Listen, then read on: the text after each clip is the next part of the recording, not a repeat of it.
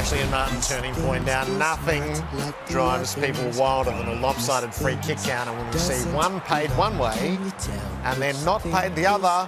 That will drive us with an edge at our sanity. But are we seeing it clearly or not? The flashpoints from Friday night's game where the free kick count was Collingwood 33, Western or Footscray 14. This is what raises edges for. Ray Chamberlain, welcome. Jared, thank you for having me. Gary, how are you? Good. Would they be aware that it was 33-14 at the end of the game? They being the coach, the umpires? Not on field. There's data up on the scoreboard. You know, there's lots of data that pops up and what have you, but there's nothing in your ear. There's no feedback from off the ground to tell you one way or the other. No. It's just pay it as you see it. Champion data logs 9 free kicks in the final term, 7 to Collingwood, 2 to the Bulldogs. We've been through all of these. All bar one is correct. And they're not even contentious. But there are a set of flashpoints from the last quarter which we are going to go through. And they begin with the marking contest. Aaron Naughton coming up at the ball, Darcy Moore coming back with the flight. Is this front-on contact? This is a terrific decision from the umpire in terms of what he's instructed to implement. So Darcy Moore comes back with the flight of the ball, which he's permitted to do. You think of Jonathan Brown, Nick Riewoldt, you can... So long as you get that ball clean, which he does, the body contact at the front is considered to be incidental and legal in this instance, and therefore play on is the right call.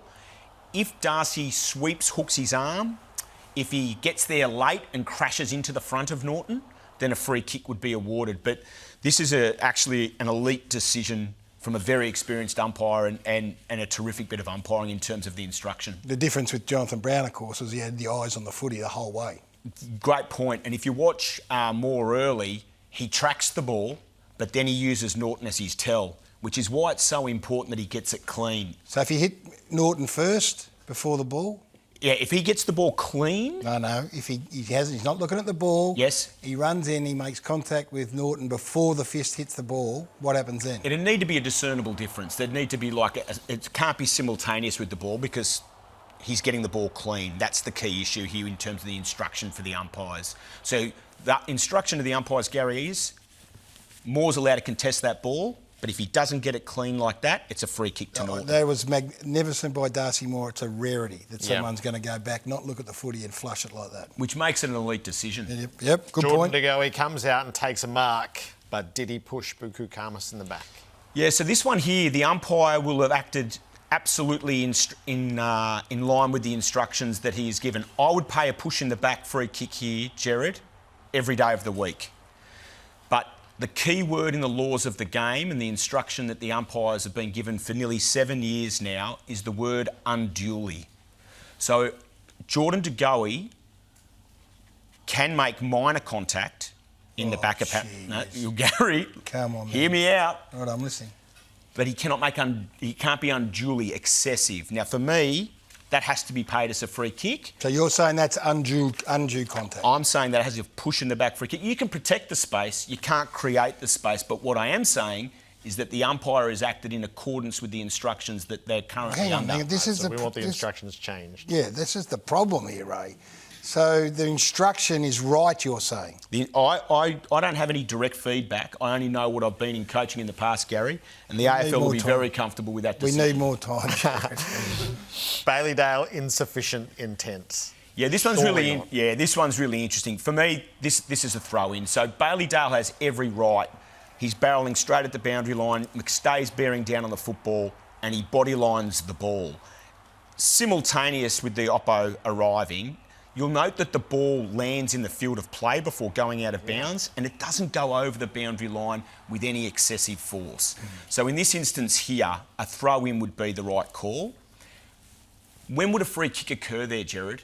If Dale comes across and punches the bejeepers out of it and just smashes it into the fence, then a free kick would be warranted. But Dale doesn't have to let McStay gather possession of the football there. That's an error. So when Nick Dacos artfully goes across the boundary, should he have been knocked off for insufficient intent?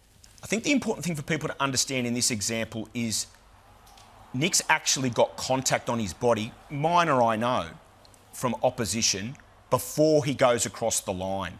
As a result of that, the umpires will defer to throw in every single time, much like deliberate rush behind when a player's standing on the line. seeing and being able to see where that boundary line is from where our umpire's position, 30 metres inside play, personally, and maybe it was because I'm a bit diminutive, Gary, but it's impossible to see the boundary line.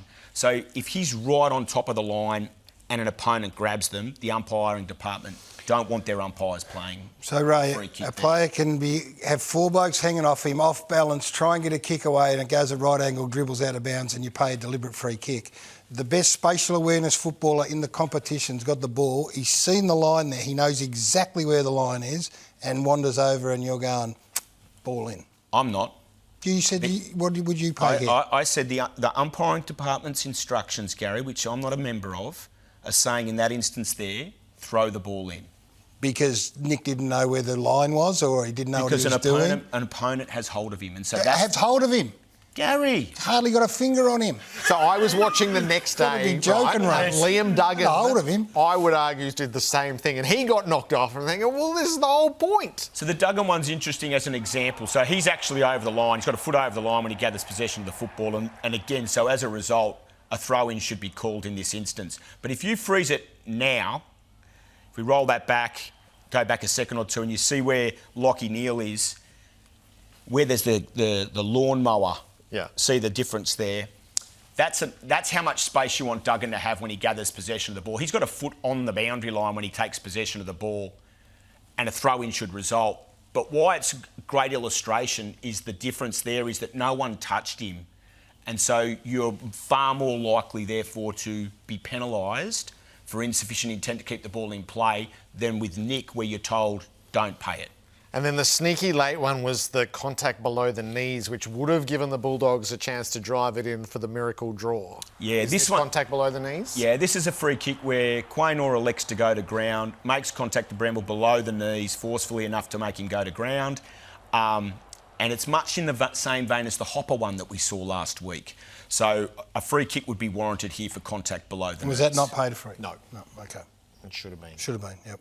So, Gary? Yes, Ray? Neither you nor I are employed by the umpiring department. You and I are going to have a chat after.